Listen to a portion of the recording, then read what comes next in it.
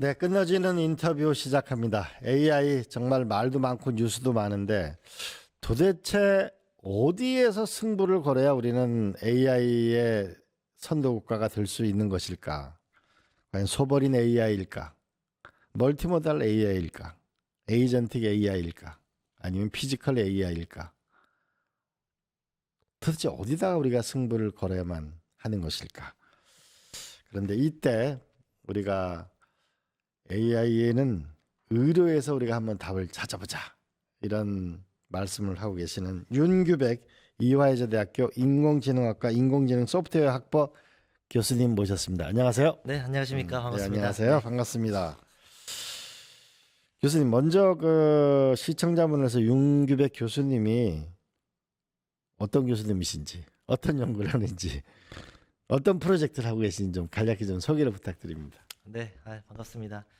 너무 나오고 싶었던 프로그램이고요. 저는 아직 시니어 연구자입니다. 저는 이화여자대학교 인공지능대학교에서 연구하고 있고요. 저는 의료 AI 쪽 많이 하고 있습니다. 의료 AI도 이제 여러 가지 분야들이 있는데요. 저는 그 중에서도 치과에 AI를 도입하기 위해서 연구하고 있습니다. 기술적으로는요, 이미지 기반으로 인공지능을 하고 있습니다. 그래서 치과. 네, 네. 맞습니다. 그래서 병원에 오시면은 엑스레이나 CT나 MRI 이런 많은 이미지를 찍으시잖아요. 예, 예. 이제 그것들을 기반으로 AI 기술을 통해서 진단을 하거나 혹은 이제 환자들의 질병들이 이제 어떻게 될 것인지 예측을 하거나 혹은 우리가 어떤 수술을 받았을 때도 있잖아요. 그런 수술에서도 이제 그 결과가 어떻게 될지 치료 전에 한번 그걸 시뮬레이션을 할 수 있는 그런 것들이 이제 AI가 할 수 있거든요. 그래서 이제 그런 것들을 많이 하고 있습니다. 네네. 그럼 쉽게 얘기하면 우리 치과로 가서 이게 뭐 이렇게 옆으로 도세요 이렇게 찍으면은 네. 아 충치가 있는 거구나 없는 거구나. 네. 이 사람은 언제쯤 이가 빠지게 될 거구나. 이를 잘 관리하거나 못하거나 치석이 있구나 없구나 뭐 이런 것들에 이제 그걸 영상 판독 같은 걸 해서 데이터를 모아서 이게 결국 이제 AI로 진단을 하고 이 치유법을 찾고 이런 건가요? 네, 맞습니다. 정확히 맞습니다. 그래서 이제 예전에 인공지능이라고 하면은 우리가 초창기에는 의료 AI 인공지능을 했을 때는 제가 굉장히 엄청난 걸 많이 바랬거든요. 와, 의사가 없어도 이제 AI로 다 할 수 있냐? 이런 문제에 이제 부닥쳐가지고 요즘에는 의사와 AI가 협업하는 구조로 많이 이루어지고 있습니다. 그래서 의사분들께서도 굉장히 능력이 많으시지만 그래도 조금 부족한 것들 보조 수단으로서 많이 활용하고 있습니다. 의료들을. 네. 그러니까 저기 과거 IBM에서도 우리가 일종의 영상 판독하는 거, 맞습니다. 그 진단도 하는 거, 가천대학도 있고, 맞습니다. 그 우리 원주 신평 같은 데 보니까 엑스레이를 굉장히 많은 데이터를 분석하니까 이 사람이 우리가 척추를 수술해야 되는 건지 아닌지 뭐 이런 것도 판독하고. 맞습니다. 네. 아, 알겠습니다. 네네. 무슨 일을 하시는지 알겠고. 네. 그런데 네. 요새 AI라는 말이 너무 범람하니까 맞습니다. 이게 챗GPT를 잘 쓰자는 건가? 이게 멀티모달 이게 뭔가 기능이 복잡한 게 많이 늘어나는 것 같아요. 도대체 이 AI라는 게 도대체 뭡니까? 너무 좋은 질문이신데요. 요즘에 여기 시청자분들께서도 아시겠지만 AI에 관련된 산업, 기술들 사실 연구자로서 저도 그 많은 정보들을 습득하기에 굉장히 많은 정보들이 있는데요. 실제로 AI라고 하는 것들은 굉장히 간단합니다. 뭐 제가 연구를 많이 했기 때문에 간단하다 이런 말씀을 드리는 게 아니고요. 한번 천천히 보시면 좋을 것 같은데요. 예. 우리 인공지능이라고 하잖아요. 인공지능, 예. 지능이라는 게 뭔가요? 지능은 사실 인간이 가지고 있는 고유한 능력입니다. 사실 네, 저희가 사고하고 판단하고 하는 모든 것들이 지능이죠. 그렇죠. 네. 그럼 우리가 인공이라는 말을 붙였을 때는 무슨 역할을 하는 거냐면 결국에 지능이라는 것을 컴퓨터에 옮기고자 하는 일이거든요. 가만히 네. 지능을 컴퓨터에 옮기고자 하는 것이 AI다. 예. 네. 그래서 인공이라는 말이 붙는 겁니다. 우리의 지능을 인공적으로 인위적으로 한번 컴퓨터에 옮기자고 하는 게 목적인데요. 정말 간단하죠. 논리적입니다. 굉장히. 네. 그런데 그렇다면 굳이 우리가 왜 컴퓨터에 옮겨야 되느냐에 대해서 또 얘기를 해볼 필요가 있습니다. 컴퓨터가 인간보다 잘하는 게 무엇이죠? 컴퓨터는요. 밥도 안 먹죠. 술도 맞습니다. 안 먹죠. 네. 놀지도 않죠. 예. 맞습니다.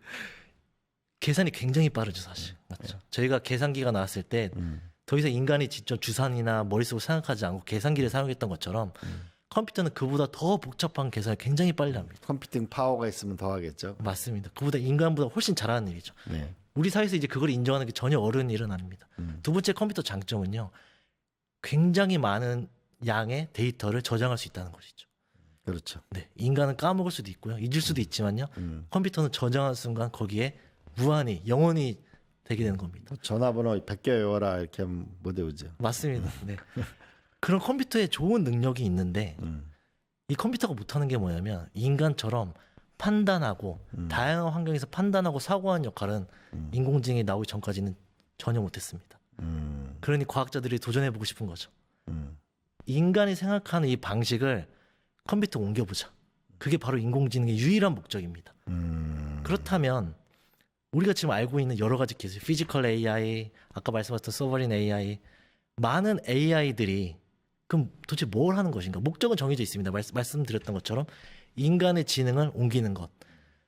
어떻게 옮기냐가 바로 다 그런 기술들입니다. 예를 들어서요. 인공지능의 대부분의 99% 요즘에 과학자들이 하는 기술들이 딥러닝이라고 하는 기술인데요.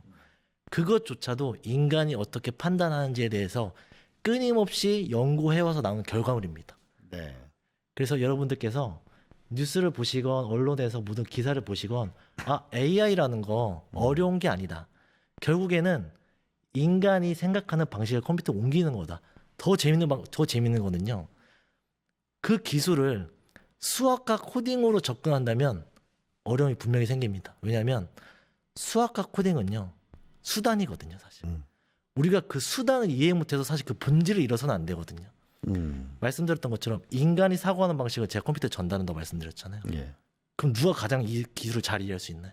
바로 인간이 제일 가장 이해할 수 있는 겁니다. 그렇죠. 네.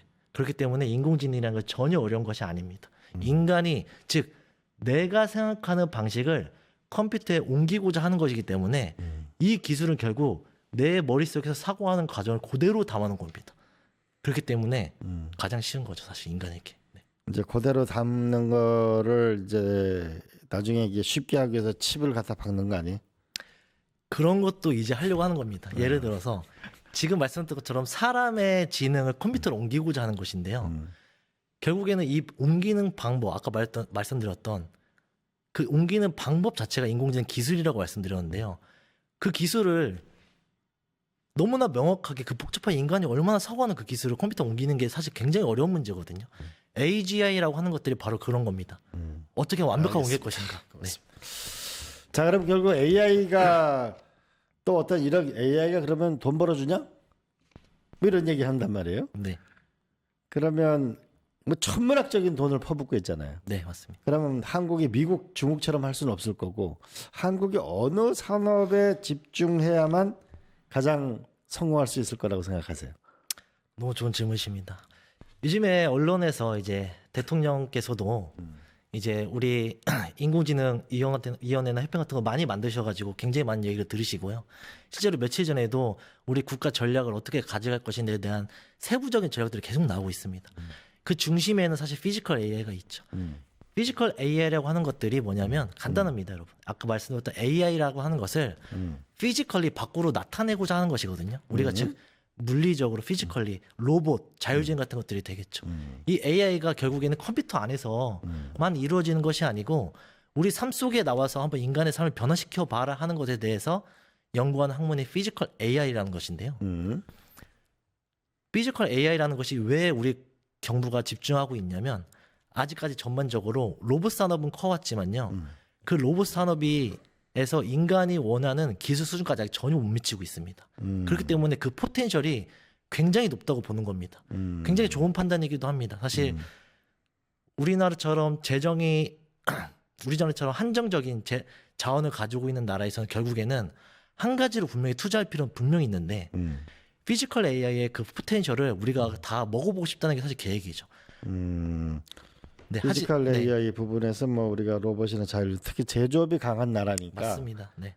잘하는 것에다가 플러스 AI를 해야 경쟁력이 있는데 그중에 그게 결국은 피지컬 AI일 거다 이렇게 보시는 거네요.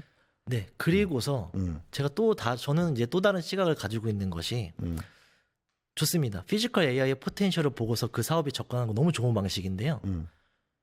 과연 말씀하셨던 것처럼 미국과 중국이란 나라와 같이 3대 강국에 우리가 정말 들어갈 수 있을 것인가에 대한 굉장히 깊은 고찰을 해볼 필요가 있거든요. 왜냐하면 우리나라가 기존에 잘했던 산업들을 잠깐 뒤로 하고 로봇 산업에 들어간다. 이것에 대한 우려와 염두도 분명히 있는 것도 사실입니다. 왜냐하면 우리나라 정말 잘하는 거 사실 뭐죠? 우리나라 정말 잘하는 거 교육과 의료입니다. 교육과 의료, 문화 이거죠. 맞습니다. 네. 문화까지. 우리 너무 잘 알고 있고 사실 우리가 언론을 통해서도 우리가 의료, 교육, K 뷰티, K 문화 같은 거 다른 나라도 너무 잘하는 거 다 알고 계실 겁니다. 그래서 저는 그 중에 하나로 의료 AI가 굉장히 그래서 큰 강점입니다. 교수님께서 의료 네. AI 이거가 승부처다 네. 이렇게 주장하시던데 네. 그럼 우리의 의료 인공지능은 어느 수준까지 와 있고 실제 병원에서는 어느 정도 활용하고 있고 네. 또 기술이 있다고 우리가 규제 때문에 못하는 것도 많잖아요. 그건 어떤 상황에 와 있는 건가요? 의료 AI의 현재 우리 수준. 네. 의료 AI가 우리 사회에서 가장 빛을 발해볼 수 있는 가장 큰 이유는 뭐냐면 피지컬 AI에 대비해서 우리 산업이나 학계나 정부나 원하는 기술이 의료 AI가 생각보다 좀 낮습니다. 즉 진입 장벽이 생각보다 낮기 때문에 우리가 좀 피지컬 AI보다 의료 AI가 좀 하기가 쉽다고 생각하거든요. 왜 그렇습니까? 피지컬 AI 자체는 일단 인공지능이라고 한 소프트웨어 플러스 하드웨어의 작동까지도 고려를 해야 됩니다. 사실은. 네. 그렇죠. 자율주행이나 로봇도 다 하드웨어가 존재하죠. 하지만 의료 AI는 정말 AI의 본질, 데이터만 가지고도 충분히 우리가 이루어질 수 있는 산업이거든요. 사실. 네. 그래서 예를 들면 어떻게 되는 겁니까?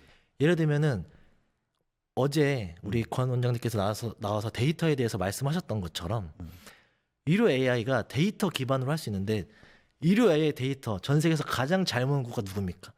바로 한국입니다. 건강보험을 우리가 지난 뭐 한 50년 동안 맞습니다. 최대 데이터를 갖고 있죠. 맞습니다. 그 데이터들 다른 나라 다 가지고 있을 거라 생각하시는데요. 아닙니다. 우리나라가 이 EMR이라고 하는 전자 기록 시스템을 굉장히 빨리 도입하면서요. 네. 그 기록들이 굉장히 많이 쌓여 있거든요. 결국엔 이 권 원장님께서 어제 말씀하셨던 것처럼 이 데이터를 어떻게 각 병원들이 가지고 있는 데이터를 국가적인 차원에서 어떻게 통합하느냐. 그게 가장. 근데 어제도 그 네. 권승 원장 말씀은 최의료 데이터를 가지고 있는데 이게 건보, 심평원, 병원 네, 다 따로따로 가지고 있고 맞습니다. 그럼 개인정보를 보호하는데 이 데이터가 이용될 수 있도록 순도 높게 어떻게 만드느냐. 네. 이게 제일 관건이라고 하는데 그건 어떻게 보세요? 정확히 맞는 말씀이십니다. 지금 의료 쪽이나 의료 AI를 하시는 분들의 가장 큰 목표가 뭐냐면 우리 국가에 쌓여있는 전자 기록으로만 남아있는 데이터를 어떻게 통합할 것인가에 대한 문제인데요. 그건 사실 국가적인 차원에서밖에 손댈 수가 없습니다. 왜냐하면 병원은 데이터가 각 자산이거든요. 그렇죠. 심평원 가지고 각 자산인데 그 자산이 다 다른 포맷으로 돼 있습니다. 네, 어제 권 원장님께서 굉장히 강조하신 말씀이시죠. 우리가 통합하기 힘든 이유가 근데 그 포맷을 어디 학회나 어디 작은 위원회 수준에서 할 수 있는 수준이 아닙니다. 이거는 국가적인 차원에서 통합한다면 그렇죠. 네네. 굉장히 큰 자산이거든요. 네네. 네네. 맞습니다. 그리고 그 제가 이거 국회 검증을 해보니까 연세대학교 세브란스 병원은 LG CNS가 구축을 했고 그 서울대학병원은 삼성 SDS가 구축을 해서 네. 상호 호환이 안 되는 측면. 왜 똑같은 피 검사를 계속 해야 됩니까? 맞습니다. 이게 교환하면 안 됩니까? 그러니까 이게 쉽지 않게 되는 게 그런 또 시스템 문제도 있고 맞습니다. 또 기관 간의 이해관계가 다른 것도 있고 맞습니다. 개인정보 보호를 어떻게 하느냐도 중요하고 그러니까 국가가 결국 이게 나서야 되는 거네, 그죠? 정확합니다. 국가가 가장 빠르게 할 수 있는 작업도 바로 저는 그거라고 생각합니다. 네. 그럼 그 데이터 정제된 데이터를 쓰게 되면 우리가 의대생이나 우리 IT 기술이 발달돼 있으니까 세계적인 의료 AI를 만들 수 있겠다 이렇게 보시는 거네. 정확히 맞습니다. 네. 그렇게 된다면 자 이제 좋은 데이터를 자 정대에서 만드는 걸 국가가 했어요. 네. 그러면 이게 AI를 갖다 붙이면 국민들은 어떤 실생활의 변화가 올 수 있나요? 좀 구체적으로 얘기하면 이제. 네, 좋습니다. 네. 제가 이거 말씀드릴 수 있겠는데요. AI가 의료 AI가 정말 우리나라에서 상용화가 잘 된다면 저희는 앞으로 병원에 쉽게 가지 않아도 자가 진단도 가능한 시대가 올 수가 있습니다. 첫 번째 자가 진단. 네. 예를 들어 이런 건데요. 물론 대한민국은 위로 접근성이 가장 높은 나라이기도 하지만요. 그래도 아직도 소외되어 있는 계층이 분명히 존재하고요. 심지어 우리나라는 노인 계층이 점점 많아질수록 그 필요성이 굉장히 높아지는데요. 자가 진단을 통해서 자기가 사진을 찍거나 자기의 증상을 입력했을 때 굉장히 높은 확률로 인공지능이 당신 아무래도 이쪽에 문제가 있는 것 같은데 이런 거 한번 체크해보라 하는 형식으로 다시 피드백을 줄 수도 있고요. 그 피드백을 통해서도 계속 질병이 관찰이 된다면 바로 자기가 예약할 것도 없이 병원에 바로 위상을 연계가 되는 거죠. 네. 그런 시스템도 하나가 의료 AI의 순기능 중에 하나입니다. 네. 맞아요. 우리가 이 검사도 복잡하게 1차 진료 기간에 쫙 가서 서울대학 병원 가면은 몇 달 뒤에 가면은 의사 선생님 5분 동안 만나고 약 하나 사가지고 오잖아요. 그죠? 네. 실제로 100명의 환자가 있다면은 수술까지 가는 분은 몇 분이나 되는 거예요? 100명의 환자 중에 수술까지 가는 환자는 이제 질병마다 좀 다르긴 하겠지만요. 네네. 만약에 그 중대 수술이라면은 100명 중에서 굉장히 많은 숫자가 가겠는데 실제적으로 수술까지 가는데 시간이 굉장히 오래 걸릴 뿐만 아니고 모든 사람들이 원하는 건 자기가 원하는 진료 분야의 최고의 교수님한테 수술을 받기 원하거든요. 그렇게까지 가신 분은 정말 10명도 안 될 겁니다. 네. 10명. 네. 그 자가 진단도 할 수 있고 중복으로 조사받는 것도 피할 수가 있고 미리 데이터 기반으로 예방할 수도 있고 맞습니다. AI 국민 주치의가 있으면 좋겠네요. 그것도 가고자 하는 방향 중에 하나죠. 맞습니다. AI 주치의가 있으면 기본적으로 항상 체크하다가 진짜 의심스러운 게 있으면 병원에 갈 수도 있고. 맞습니다. 네. 그런 이 의료 AI 플랫폼이 생기면 세계적인 사람들이 한국으로 올 수 있겠네요. 그러니까 그 상담하다가 한국에 와서 병원에 와야 되겠다 이럴 수도 있겠네요. 제가 정확히 말씀드린 포인트가 바로 그것인데요. 네. 그래서 제가 의료 AI를 계속 강조드리는 게 그런 거거든요. 우리가 한정된 자원에서 굉장히 빠르게 하고 잘할 수 있는 분야가 의료 AI이고 그걸 통해서 부가가치 산업이 굉장히 많아질 수가 있는 거예요. 말씀하셨던 것처럼 위로 관광도 그 중에 하나가 되겠죠. 맞습니다. 네. 그럼 의료 AI 이거를 전면적으로 하려면 이제 데이터 문제 하나 해결하는 거하고 또 뭐를 해결해야 됩니까? 일단 스타트업의 생존이 굉장히 절실한 상황이긴 합니다. 의료 AI가 사실 이제 피지컬 AI가 많이 두상을 하면서 스타트업 하는 회사들이 살짝 기가 죽은 상태이긴 하거든요. 왜냐면은 우리 의료 AI에서도 갈 길이 굉장히 많은데 정부가 사실 이 길 하나만 데이터라는 길 하나만 터준다면 스타트업들 굉장히 신날 겁니다. 지금. 왜냐하면 기술 자체의 난이도가 생각보다 높지 않기 때문에 우리 대한민국 그 데이터를 기반으로 할 수 있는 것들이 굉장히 많거든요. 미국, 심지어 넘어서 아프리카까지 저희가 할 수 있는 것들이 굉장히 많습니다. 그 사업들을 이제 스타트업들은 볼 수 있는 거죠. 네. 의료 데이터 이건 맞는 것입니다. 2016년도에 미국이 21세기 치유법이라는 법을 만들어서 의료 데이터를 열고 이걸 AAPI로 개방했을 때 미국의 헬스케어 이런 쪽에 스타트업이 6배가 늘었다고 합니다. 우리도 의료의 데이터 문제는 국가적인 결단이 저는 필요해 보입니다. 그다음 또 하나는 제가 스탠포드 대학을 가보니까 네. 이게 이제 의사 선생님도 있어야 되고 공대생도 있어야 수술하는 로봇을 만들 수 있잖아요. 그러니까 의공학부, 그러니까 제가 어떤 교수님 이름은 기억 안 나는데 연구실이 거의 그 건물의 반 이상을 그 교수님과 그 팀이 쓰고 있더라고요. 그러니까 네. 의사와 공학자, 의공학부라는 꼭 의대 나와서 꼭 의사가 돼야 될 필요는 없잖아요. 임상. 맞습니다. 그래서 의공학부 이거 자체를 좀 대대적으로 늘려서 인력을 좀 더 강화시키는 시스템을 만들면 더 의료 A가 강화되지 않을까요? 정확히 맞는 말씀이십니다. 그래서 지금 정부에서도 추진하는 점점 커지는 사업 중에 정부 과제 중에 하나가요. 의사 과학자를 만드는 일이거든요. 보통 우리가 의사 면허증을 가지신 분들에게 의사분들에게 PhD라는 박사 과정을 통해서 우리가 의료 진단하는 것도 좋은데 말씀하셨던 걸 이공학이나 의료 AI나 이런 걸 할 수 있게 기반들을 계속 마련해주고 있습니다. 점점 이 사업이 진행될수록 그 금액들이 굉장히 커지고 있거든요. 그래서 정부에서도 의료 AI라고 하는 게 우리 엔지니어들이나 과학자들만 꼭 하는 일이 아니고 그 도메인의 지식은 사실 의사분들한테 나오는 거거든요. 예. 저같이 엔지니어나 과학자들은 그 도메인에서 나온 지식들을 어떻게 하면 컴퓨터에 잘 옮길 수 있을지를 연구하는 사람들이고요. 아까 말씀드렸던 것처럼 AI라는 건 인간이 생각하는 방식이잖아요. 의사가 진단하고 예측하는 그 방식을 그건 의사밖에 모르는 거죠, 사실. 네. 의사과학자분. 그리고 또 하나는 제가 이제 교수님 오신 데서 검색을 해보니까 저기 외진 섬, 네. 저 강원도 산골, 네. 전라도 산골 이런 데는 의사 선생님이 없잖아요. 맞습니다. 이런 데는 원격 의료 같은 거를 실험을 자꾸 해봐야 발전도 하고 그분들의 의료 사각지대를 극복할 수도 있고 시골 같은 데 가보면 강원도에 보면 그 면단위 가면은 산부인과 없는 데도 많거든요. 맞습니다. 근데 거기서 애를 낳으라고 하는 것 자체가 말도 안 되는 거거든요. 그렇잖아요. 맞습니다.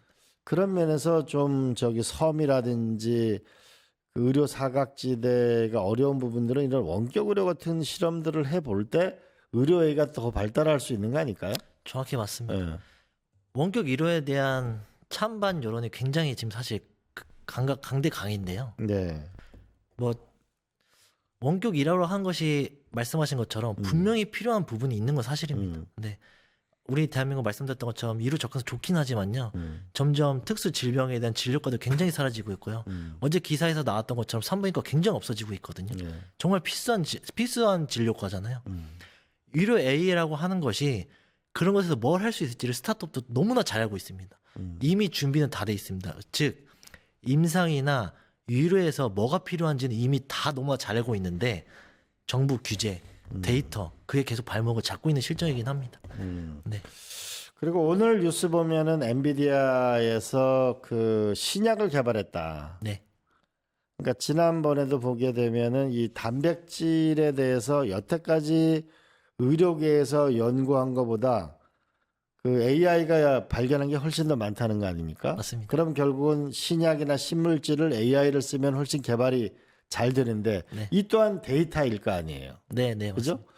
그런 면에서는 정부가 이 의료 데이터 부분에 대해서는 개인 정보를 보호하지만은 이 데이터를 열어주면 결국은 이런 돌려보면, 그러니까 엔비디아처럼 네, 이런 대규모 신약도 또한 임상 실험도 이런 AI를 통해서 하게 되면 훨씬 더 고부가 가치로 나갈 수 있지 않을까요? 정확히 맞습니다. 네. 알겠습니다. 그런 좀 이 의료 AI 쪽에 한번 일대 도전을 대한민국 정부가 해봤으면 좋겠습니다. 그다음에 이제 우리가 그 교수님 말씀을 제가 검색을 해봤는데 네. 아프리카가 이게 우리가 AI 시장에서 인공지능이 아주 중요한 시장으로 등장하게 될 거다 이런 말씀을 하셨는데 그 아시아존, 네. 아프리카, 남미 이 세 개 대륙을 보면 어디가 제일 쉬울 것 같습니까? 저는 아프리카가 가장 쉽다고 봅니다. 왜 그렇습니까?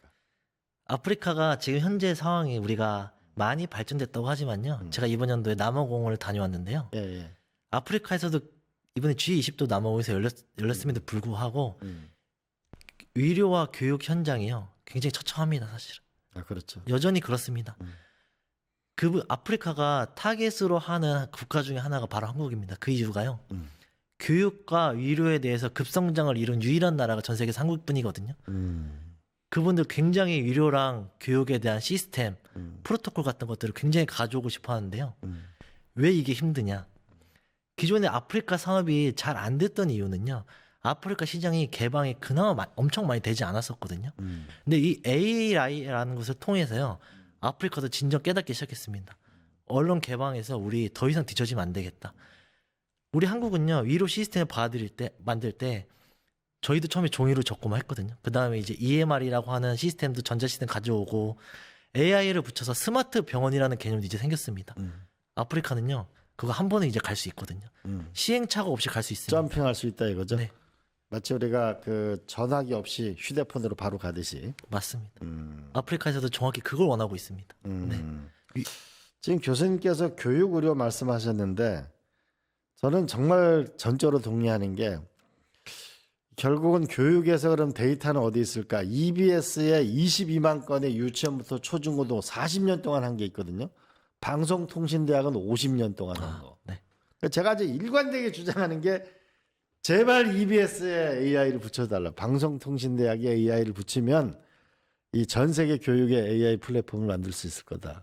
전 세계 최고의 의료 데이터를 가지고 있는 여기에 AI를 붙이면 그러면 교육과 의료를 제공하는 나라는 얼마나 존경받을 거며 맞습니다. 거기에 거대한 산업이 있지 않을까요? 정확히 맞으십니다. 이게 아프리카 정확히 그 상황이고요. 음. 심지어 아프리카 국가들이 뗄래야 뗄 수 없는 것들이 처음에 위료 당연히 저희가 알고 있죠. 위료지만요. 또 그거에 동반해서 교육도 말씀하신 거랑 동일합니다. 그래서 아프리카 정부들 각각의 정부들이요. 2030년, 2025년 국가 전략들을 다 세웠는데요. 무조건 첫 번째가 위료랑 교육입니다. 근데 그거 가장 잘할 수 있는 나라 바로 우리나라입니다. 네. 그리고 문화라고 저는 생각합니다. 우리가 왜 자꾸 넷플릭스만 봐야 되냐고요. 맞습니다. 자, 그다음에 이제 교수님 마지막에 제가 책을 보니까 AI 인재 부족이다. 이게 제일 중요하다는데 이걸 AI 인재 부족 문제를 어떻게 해결하죠? 네, 이 방송에서도 많이 다루셨던 내용을 알고 있고요. 많은 학계나 정부나 산업계에서도 굉장히 많은 제안들을 하고 계시는데요. 저는 오히려 반대로 이렇게 물어보고 싶습니다. 그동안 이 얘기가 많이 진전됐음에도 불구하고 큰 변화가 없는 이유가 무엇일까를 찾아야 된다고 보거든요. 진짜 뭘까요? 과연 그게 돈일까요? 저는 우리나라에서 미국과 중국과 다르게 돈으로 해결할 수 있는 한계는 분명히 온다고 봅니다. 그렇죠. 저한테도 음. 이번 연도에 여러 가지 제안이 많이 왔었는데요. 그 액수들이 제가 한국에서 벌 수 있는 돈보다 굉장히 큰 돈입니다. 비교 자체가 안 됩니다. 그럼 한국이 과연 그런 인재들을 잡기 위해서 돈으로만 가능한 것인가에 대해서 의문을 풀 필요가 있거든요. 그럼 우리 한국은 도대체 무엇으로 인재를 잡아야 될 거냐에 대한 큰 깊은 고민을 해봐야 되는데요. 제가 제안 드릴 수 있는 거는요. 저도 젊은 과학자로서요. 제가 한국에 있는 이유는 딱 하나거든요. 사실. 제 부모님 여기 살고 계시기 때문이거든요. 사실. 그거 플러스 우리가 인재들한테 줄 수 있는 거는 사실 명예라고 하는 돈 안 드는 가치 같은 것들이 있거든요. 이 과학자가 AI를 하는 과학자라면 국가에서 뭔가 인증을 해주고 뭔가 좀 더 돈이 아닌 베네핏을 찾을 수 있는 방법을 줘야 됩니다. 그분들 적지 않은 웬만한 몇 천만 원이나 1억 수준의 돈으로 절대 한국으로 기여하는 게 전 제로라고 봅니다. 저는. 그렇죠. 네네. 그 돈으로는 그거보다 훨씬 많은 돈을 줘야 올 것이고요. 우리가 그렇게 할 수 없다면요. 돈이 들지 않는 다른 가치를 찾아올 필요가 있는데요. 저는 그게 한국 사회에서 가장 잘 먹힐 거라고 보는 게 바로 명예라고 봅니다. 혹은요. 어제 원장님께서 오셔서 다 같이 인원하셨던 것처럼요. 과감하게 세금 낮추던지요. 정말 지금 한국 청년들 고민하고 있는 거 뭡니까? 제 주변에 인공지능 하는 교수님들 여전히 전세 살고 월세 살고 계십니다. 그분들한테 공공주택이나 아파트 같은 거 선입주하게 하는 그런 것들이 나라에서 가장 쉽게 할 수 있는 일 아닌가요? 당장 돈을 쓰지 않고 살 수 있는 일. 그분들이 걱정하는 것들에 대한 기본적인 걱정에 대한 해소가 사실 전 굉장히 첫 번째로 중요하다고 보고요. 그게 되면 이제 그때도 사실 얘기할 수 있는 겁니다. 좋은 말씀. 하나는 우리가 과거에 카이스트 교수님 영입할 때 보면 반포 있는 아파트 줬잖아요. 네, 맞습니다. 네. 그렇듯이 뭐냐면 뭐 집이야 줄이 쉽지 않겠지만 그 선입주, 주택에 살 수 있는 거, 세금 혜택. 네, 맞습니다. 이런 거와 더불어서 명예, 이게 중요한 말씀 같아요. 지난번에 우리 이경수 박사님이 와가지고 우리 과학자들 돈으로 움직인다고만 생각하지 마라. 맞습니다. 명예가 중요하다. 그런 말씀을 해주셨는데 사실 아프리카에 가서 수많은 국경 없는 의사에 그분들이 돈 때문에 가는 게 아니잖아요. 맞습니다. 돈하고 반대로 가는 거잖아요. 맞습니다. 너무 인간을 물질의 노예로만 볼 필요는 또 없는 거. 그래서 명예를 줄 수 있는 시스템은 뭘까도 한번 찾아봤으면 좋겠습니다. 근데 제가 이런 연구를 해본 적이 있었어요. 네.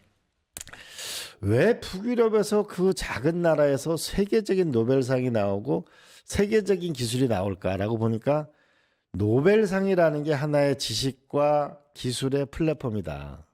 네. 거기를 연구를 한 적이 있었는데 그래서 한국에서는 스웨덴하고 협력을 해서 주니어 노벨상을 만들어서 10대, 20대 이미 우리가 학교 다닐 때 보면은 족탈불급의 네. 인간들이 있잖아요. 맞습니다. 주니어 노벨상을 만들어 가지고 그거를 한국에 예를 들어 그 스웨덴처럼 이게 포항공대는 뭐 예를 들어 뭐 소재 쪽 부분, 그다음에 카이스트는 심사 이래 가지고 주니어 노벨상을 만드는 이런 밸류를 만들어서 이 시상을 하게 되면 세계적인 인재와 기술 플랫폼도 되고 대학도 발전할 수 있고 맞습니다. 그런 거를 하나 해보면 어떨까 이런 거를 삼성 호암상 같은 걸 이렇게 하면 어떨까 이런 생각이 들더라고요. 네, 너무 좋은 아이디어십니다. 정말. 괜찮잖아요? 네, 정말 좋은. 과학자들 그럼 사실 박수 쳐주세요. 네, 너무 좋습니다. 좋은 아이디어입니다, 정말. 네, 그래서 좀 더 좀 대한민국에 사는 것 자체가 좀 당당하고 멋있었으면 좋겠다는 생각이 들고, 자, 우리 이제 교수님께서는 그 AI 시대 부분에서 의료 AI에서 승부를 보자 이렇게 말씀하셨는데, 우리 이재명 정부한테 이것만은 꼭 하면은 반드시 승부가 나고 우리가 세계적인 나라가 될 것이다라고 하는 건의 사항을 말씀해 주시면 어떤 게 있을까요? 네, 저 아직 많이 배워야 되고 경제나 이런 쪽은 잘 모르는 그냥 과학자일 뿐인데요. 그럼에도 불구하고 저 주변에서 같이 일하는 인공지능 연구하시는 분들이요. 한마디 딱 하시는 것이요. 자신들이 하는 일이 정말 국가를 위해서 하는 일이라는 그런 인식이 굉장히 많으시거든요. 기존에는 자기 지갑 채우기에 바쁜 그런 것들도 분명히 존재했습니다. 존재했지만요. 나라가 급하니까요. 정말 과학자들 정말 국가를 위해서 일한다는 생각으로 정말 열심히 합니다. 중국에서는 10명 중에 1명만 성공해도 정말 되지만요. 우리나라 과학자들 1명이 지금 1명 실패하면 굉장히 위기인 상태이거든요. 그런데 그런 사명감을 하고 있으니까요. 정부의 지원보다요. 주위에서 이제 일반 시민들께서 과학자들을 바라보는 눈을 정말 이 사람들 정말 열심히 하는구나. 그렇게만 바라봐 주셔도 사실 굉장히 힘이 많이 될 겁니다. 그래서 정부 차원에서도 그런 쪽으로 아마 과학자들의 위상을 높여주신다면 저희 주머니에 크게 들어오지 않아도요. 국가를 위해서 일할 자신이 있으니까요. 그런 쪽으로 한번 정책을 많이 마련해 주시면 감사드릴 것 같습니다. 네. 네. 노무현 대통령 시절에 우리가 알아야 면장을 한단 말이 있잖아요. 네. 과학기술을 아는 사람이 정부에 많아야 되잖아요. 그래서 그 우리가 기술고시를 행정고시 30%까지 적어도 고위직에는 이공계 출신에 들어가 있어야 한다. 이걸 추진하려고 했거든요. 중국이 45%라고 하거든요. 우리도 이공계 인력들이 정부나 정치권, 여의도 국회에는 지금 8%밖에 안 돼요. 그러니까 저렇게 네. 싸우고 있는지도 몰라요. 네. 네. 그 미래도 얘기하고 우리가 내란에 대해서는 확실하게 검찰 개혁도 확실하게 하지만 또 한편으로 미래를 만들어가는 정치가 됐으면 좋겠습니다. AI 의료의 결단과 새로운 도전을 기대해 봅니다. 오늘 귀한 말씀 나누신 이화여자 대학교 인공지능대학의 윤규백 교수님 감사합니다. 고맙습니다. 네, 감사합니다. 네. 네, 저는 이게 도대체 AI가 뭘까라는 생각을 많이 해봤는데요. 한 번쯤 저는 이런 비유를 들어봅니다. AI라는 것이 우리가 밥을 해먹는 거라고 보면은 밥솥은 소위 GPU나 데이터 센터나 뭐 이런 인프라라고 볼 수 있겠고요. 그 다음에 AI 시대는 이 전기라는 게 없으면 전기밥솥에 전기 없으면 안 되니까 이 전기라고 봐지고 데이터가 제일 중요한 게 쌀 같아요. 그런데 이 쌀에 만약에 돌이 많이 섞여 있으면 이게 이게 쌀밥이 안 되잖아요. 그러니까 보리밥에도 보리가 있어야 될 거 아닙니까? 콩나물밥을 만들려면 콩나물하고 쌀하고가 정확해야죠. 여기에 불순물이 많으면 안 되겠죠. 바로 이 데이터, 대한민국은 좋은 데이터를 갖고 있는 나라입니다. 그러나 부처별로 나눠져 있고 산하기관별로 나눠져 있고 그리고 개인정보 보호라는 막에 갇혀 있습니다. 개인정보 보호를 확실하게 하더라도 데이터를 가지고 AI를 붙이면 세계적인 나라를 만들 수 있다. 특히 교육, 의료, 로봇, 피지컬 AI에서 우리가 대한민국이 멋진 도전을 했으면 좋겠습니다. 오늘 시청해주신 여러분 감사합니다. 고맙습니다. 증권봉합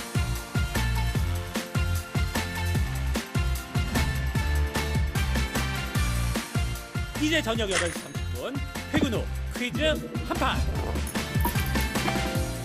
혼자 하지 마세요. 같이 해요. 매일 저녁 8시 30분 많은 참여 바랍니다.